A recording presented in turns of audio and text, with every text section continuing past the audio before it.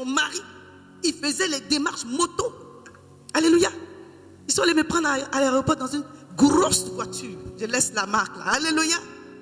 Dieu est fidèle. Il faut lui faire confiance. Il faut lui faire confiance. Aujourd'hui, ce que tu es en train de semer en terre, dans 5 ans, tu vas voir le résultat. Dans 2 ans, tu vas voir le résultat. Dans 10 ans, mais quand tu vas arriver à 10 ans, ce que tu vas voir, ce sera juste extraordinaire. Mais à ce moment-là, Dieu t'aura donné le témoignage pour enseigner aux autres. Que si vous êtes fidèle, si vous êtes docile, certainement, ce n'est pas peut-être. Je ne suis pas en train de vous donner un évangile de peut-être. Je sais de qui je parle. Je sais de quoi je parle. C'est un Dieu qui est fidèle. Alléluia. Si tu n'as pas fait les choses correctement, s'il y a eu des épreuves, Seigneur, voilà la situation. Maintenant, je veux vraiment repartir sur de bonnes bases. Il va faire. Quand le fils prodigue est revenu à la maison, regardez la fête qui a été faite. Dieu veut le cœur sincère. C'est tout, that's all. Si tu es sincère avec Dieu, il va racheter le temps pour toi. Si tu es sincère avec Dieu, il va restaurer les choses pour toi. Si tu es sincère avec Dieu, il va menacer le dévoreur pour toi. Il va menacer celui qui s'élève contre toi. Pourquoi? Parce que tu dis, Seigneur, je me prête à toi comme un instrument. Utilise-moi. Alléluia. Alléluia.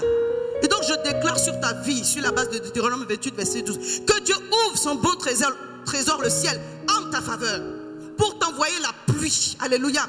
Pour t'arroser, pour te bénir et bénir l'œuvre de tes mains. Alléluia. Il dit, pour bénir tout le travail de tes mains. Parce que tu es censé travailler. Alléluia. Alléluia. Il y a des personnes qui sont actuellement dans des situations qui attendent que leur papier soit finalisé pour travailler. Et lorsque le Seigneur va finaliser toutes ces choses-là, tu es censé travailler. Alléluia. Tu es censé travailler quelque part, faire quelque chose. Ce que tu as déposé en toi, tu es censé travailler. Il va bénir tout le travail de tes mains. Ça veut dire qu'il ne va pas venir te trouver en train de paresser. Alléluia. Ou bien d'être oisif. L'oisiveté est la mère de tous les quoi là? Les vices. Quand David était en train de paresser dans son coin, c'est là qu'il a vu la femme de Uri, Bathsheba.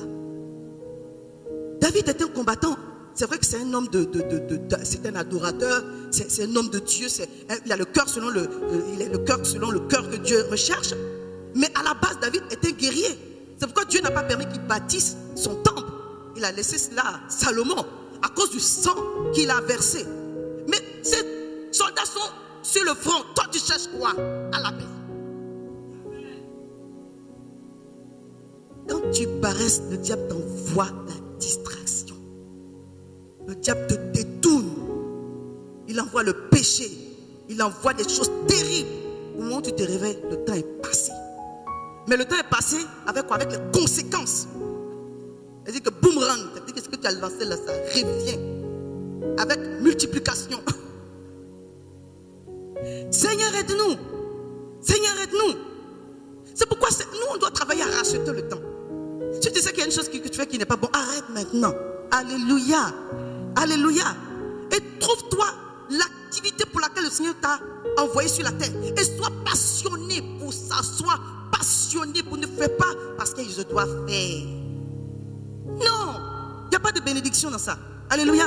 Sois passionné. N'attends pas que les autres aient de la passion à ta place. Sois passionné. Alléluia.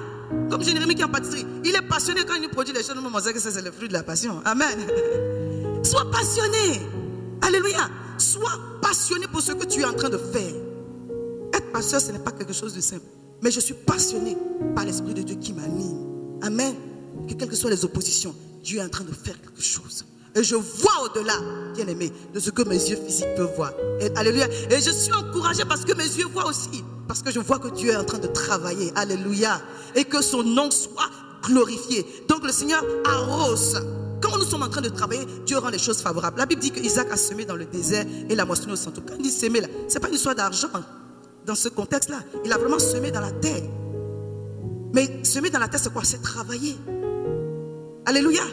Quand même les conditions ne sont pas favorables, continue à travailler. Je parle à quelqu'un. Continue à travailler. Parce que c'est la bénédiction de l'Éternel à cause de ton travail, sur ton travail, qui va produire le résultat. Dieu n'aime pas les paresseux. Alléluia. Dieu n'aime pas les négligents. Donc on va prendre nos Bibles dans Matthieu 25. Ok. Il est 33, d'accord. Je ne sais pas à quelle heure que j'ai pris. Mais bon, on va. Matthieu 25, je vais lire à partir du verset 1. Après, quelqu'un va finir la lecture pour moi. Il en sera comme d'un homme. Donc, c'est une parabole. Ça parle de Dieu. On explique que ça sera comme un homme qui, partant pour un voyage, appela ses serviteurs et leur remit ses biens. Il donna 5 talents à l'un, 2 talents à l'autre et 1 talent au troisième, à chacun selon sa capacité. Quelqu'un dit avec moi, à chacun selon sa capacité. Amen. Dieu connaît ta capacité. Alléluia. Qui t'a rendu capable? C'est Dieu. Amen. C'est Dieu qui t'a rendu capable. Donc il y en a à qui il a donné 5 parce qu'il sait qu'il est. Ah, soyez avec moi, c'est ça même. Parce qu'il sait qu'il est. À l'un il a donné 2 parce qu'il sait qu'il est. Et à l'autre il a donné 1 parce qu'il sait qu'il est. Non, il sait qu'il est capable. Pour celui à qui il a donné 1, Dieu savait qu'il était capable. Alléluia. Normalement, quand Dieu met un talent en toi, il sait que tu es capable de faire. Si Dieu te demande de faire quelque chose, comme je dis souvent, et puis tu n'as pas l'habilité pour le faire, c'est qu'il est un Dieu mauvais. Lui-même, il te donne, il dit fais ça et puis il ne te donne pas la capacité de le faire. Vous comprenez? Dieu n'est pas comme ça. Alléluia. Quand même des fois, on a l'impression que l'affaire peut nous dépasser. Dieu sait que l'affaire là ne te dépasse pas. C'est les circonstances qui te font croire cela.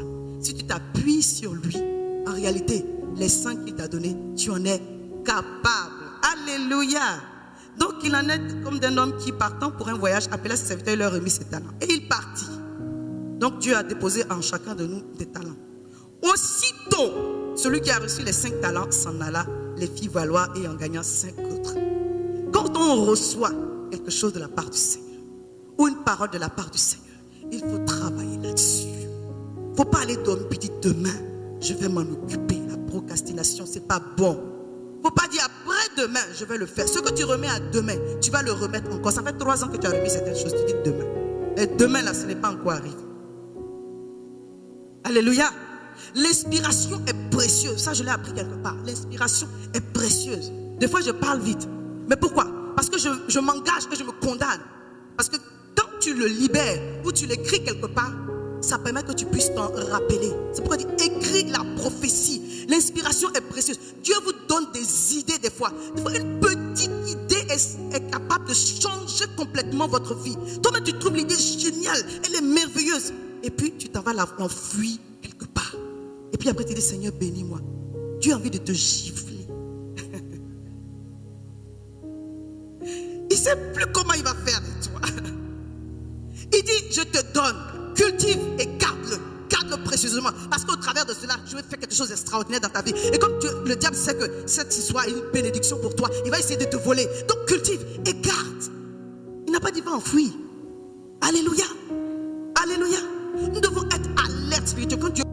Quand Dieu ne nous parle pas en vain. Il nous donne des idées. Moi, le Seigneur m'a donné des idées. J'étais en train de danser. Je dis, oh Seigneur, je sais que ça là.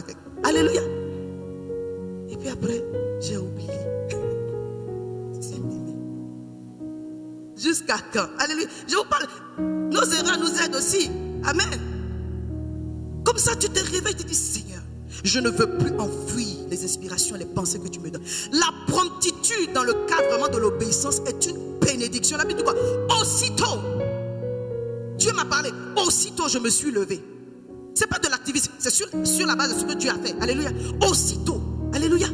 Quand on regarde le témoignage de la femme qui la Sunamite, quand elle voyait que, quand elle entendait que Élisée devait passer par là, aussitôt, elle invitait à manger chez elle à la maison, jusqu'à ce qu'elle ait à cœur de demander à son mari pour qu'on lui prépare une chambre pour qu'il reste. Cette promptitude est une source de bénédiction. Alléluia. Ça veut dire que tu veux recevoir. Quand la parole passe, tu dis Amen de façon prompte. Tu reçois aussitôt. Soyons prompts quand le Seigneur libère ses grâces dans notre vie pour pouvoir voir la gloire de Dieu se manifester. Donc il allait faire valoir ses 5 et il a gagné 5 autres. De même, celui qui avait reçu les 2 talents en gagna 2 autres. Celui qui n'en avait reçu qu'un alla faire un creux dans la terre et cacha l'argent de son maître. Longtemps après, quelqu'un dit avec moi, longtemps après, quel que soit le temps que ça va prendre, un jour, Dieu viendra te demander de lui rendre compte. Alléluia. Dieu n'est pas un homme. Et je préfère que tu te prépares pour cela. Même nous qui sommes sauvés, on sera jugé. La Bible dit on sera jugé par rapport à ce que Dieu a déposé en nous. Celui à qui Dieu a donné beaucoup, il lui sera demandé beaucoup. Celui qui donc faut pas. Bon, si Dieu t'a donné beaucoup, travaille en fonction. Alléluia. Ne te plains pas. Alléluia. Parce qu'au jour du jugement, le Seigneur va dire, mais bon, est-elle. Oui, Dieu va te demander des comptes. Comme même Dieu va te demander des comptes sur les gens qui sont autour de toi aussi. Comme il a demandé à Caïn, où est ton frère? Suis-je le gardien de mon frère? Oui, tu es le gardien de ton frère. Alléluia. Nous sommes les gardiens des uns des autres. Amen. À commencer par la famille. Amen. Fais ton gardiennage à la maison d'abord. Et puis tu vas faire le... Alléluia. Dieu a déposé des choses longtemps après, quel que soit le temps. Tu crois que Dieu a oublié? Dieu n'a pas oublié. Dieu est un homme d'affaires. Dieu est un investisseur. Et là où il investit, il ne gaspille pas son investissement. Est-ce que vous savez que Dieu nous met en garde? Alléluia. Je pense que j'ai dû le mettre. Matthieu 3, verset 10.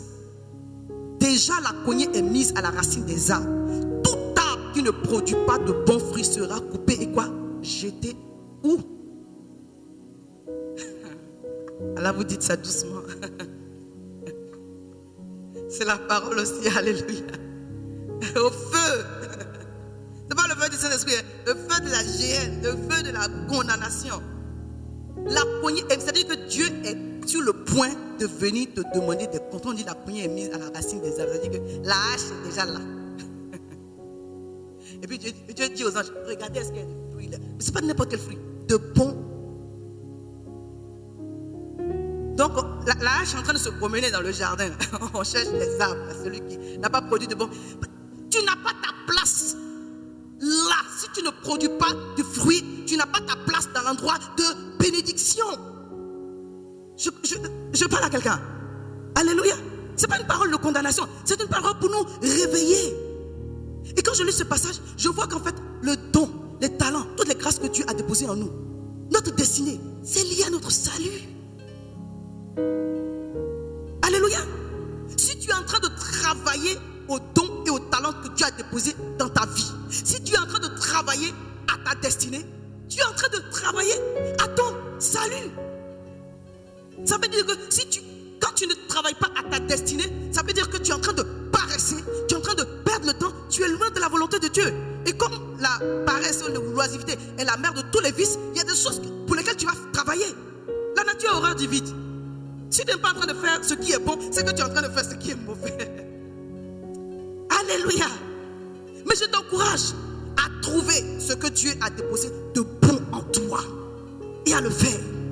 J'aimerais le répéter parce que je veux que ça reste aussi. Ça a été moi-même une révélation pour moi ce matin pendant que j'étais en train de prier. Tout ce qui est attaché à ta vie, tes dons, tes talents, les grâces, son œuvre, c'est attaché aussi à ton salut. Ta destinée là, l'accomplissement de ta destinée est attaché également à ton salut. Alléluia. C'est pourquoi quand une personne ne sait pas pourquoi elle est sur la terre, c'est très très très dangereux. Parce que si tu sais la vision que Dieu t'a donnée, cette vision va te donner une direction. La vision de Dieu donne une direction. Il y a beaucoup de directions. Tu ne peux pas aller partout. Tu dois aller là où la vision te conduit. Alléluia. La vision a une direction du Saint-Esprit de Dieu pour atteindre cet objectif-là. Où est la route? Et puis le Seigneur te montre la route et tu marches sur cette route-là et tu vas atteindre le but. Et pendant que tu es en train de marcher sur cette route, il y a beaucoup de choses qui vont se passer. Mais tu seras en train de travailler à ton salut. En même temps que tu es en train de travailler à accomplir ta destinée. Parce que quand tu es en train d'accomplir ta destinée, tu portes du fruit. Et le fruit que tu portes te sert à gagner des âmes, à toi-même rester encouragé, à persévérer jusqu'à arriver au ciel. Est-ce que je suis en train de parler à quelqu'un? Alléluia. Donc les deux autres ont bien travaillé, mais celui à qui on a donné, la Bible dit qu'il allait creuser un trou et il a enfui le talent. Pourquoi? Parce qu'il ne veut pas travailler. Mais oui, il ne veut pas travailler. On t'a donné un seul. Vous allez voir ce que le maître va lui dire. Donc longtemps après, le maître est venu. Longtemps après, le maître de ses serviteurs revint et leur fit rendre compte. Celui qui avait reçu les 5 talents s'approcha. Vous savez, quand tu as bien fait, quand tu as eu un bon résultat, tu as réussi à ton bac, tu es fier de dire à tes parents. Tu cries au téléphone. Il est là. Mais si tu n'as pas eu là, tu ne vas pas appeler. Le parent même lui-même, il est fier. Tous les tontons et les tantes seront au courant que son fils arrive. Alléluia. Mais quand ce n'est pas bon là, tu te caches. Donc celui qui a fait les 5, c'est lui qui est arrivé en premier. Il dit, ah maître, tu m'as donné 5 talents. Alléluia. Seigneur, tu m'as remis 5 talents. Voici, j'en ai gagné 5 autres. Son maître lui dit, c'est bien, bon et fidèle serviteur. Tu as été fidèle en peu de choses. Je te confierai beaucoup. Alléluia. Ça veut dire quoi? Chaque fois que Dieu met quelque chose entre tes mains ou te confie une œuvre, c'est aussi un test pour voir est-ce que tu es capable d'avoir plus. Alléluia. Tu es en train de prier que le Seigneur te donne une certaine dimension, une certaine qualité de vie. Comment est-ce que tu as considéré ce que Dieu a déjà déposé entre tes mains? Alléluia. Pour que Dieu te fasse confiance pour te donner davantage. Montre à Dieu que tu es digne de confiance. Alléluia. J'en viens. Le deuxième, celui qui a reçu les 2 talents s'approcha et dit aussi, Seigneur, tu m'as remis 2 talents et voici j'en ai gagné 2 autres. Son maître lui dit, c'est bien, bon et fidèle serviteur. Tu as été fidèle en peu de choses, je te confierai beaucoup. Entre dans la joie de ton maître. Celui qui n'avait reçu qu'un seul talent s'approcha et dit, Seigneur, je savais que tu es un homme dur. Ce n'est pas le même maître qui était le maître de tout le monde. Alléluia. Donc s'il est dur avec toi, c'est qu'il est dur aussi avec les autres. Mais les autres avec qui il est aussi dur, ils ont pu fructifier. Et qu'est-ce que son serviteur lui a répondu? Méchant et paresseux. Ne soyons pas méchants et paresseux avec le don et le travail, le don et les talents que Dieu a mis en nous. Nous devons réveiller les dons et les talents. Nous devons travailler en cela, en sorte que la bénédiction de l'Éternel vienne vraiment nous couvrir et que nous soyons heureux et bénis de ce que Dieu a remis entre nos mains. Psaume 128, verset 1 et 2 dit, tu seras heureux tout homme qui craint l'Éternel, qui marche dans ses voies. Tu jouis alors du fruit de ton travail, tu es heureux et tu prospères. Je déclare sur ta vie, comme pour une star de football, que ce que tu vas faire va prospérer au-delà de ton travail. Alléluia. Que tu vas jouir du fruit de ton travail. Cette malédiction qui fait que tu dois souffrir d'abord pour avoir un peu, elle est brisée sur ta vie. Tu travailleras et ton travail te bénira au-delà de tes attentes. Tu seras heureux à faire ce travail-là. Pourquoi? Parce que c'est une grâce que Dieu a déposée dans ta vie. Que quels que soient les challenges, tu seras vraiment béni de le faire et tu verras la gloire de Dieu, tu verras la puissance de Dieu, tu verras vraiment la multiplication de Dieu s'attacher à ce que tu es en train de faire. Donc voici cette loi du travail que le Seigneur nous donne. Je vais lire un dernier avertissement, alléluia, en ce qui concerne Proverbes 6, versets 9 et 11, et on va prier. La Bible dit, va vers la fourmi, paresseux, si tu étais paresseux. Considère ses voies et deviens sage. Elle n'a ni chef, ni inspecteur, ni maître. Prépare en été sa nourriture. Elle amasse pendant la boisson de quoi manger. Paresseux, jusqu'à quand seras-tu couché? Proverbe 6, verset 9 à 11. Quand te lèveras-tu donc de ton sommeil? Un peu de sommeil, un peu d'assoupissement, un peu croiser les mains pour dormir. Et la pauvreté te surprendra comme un rôdeur et la disette comme un homme en âge.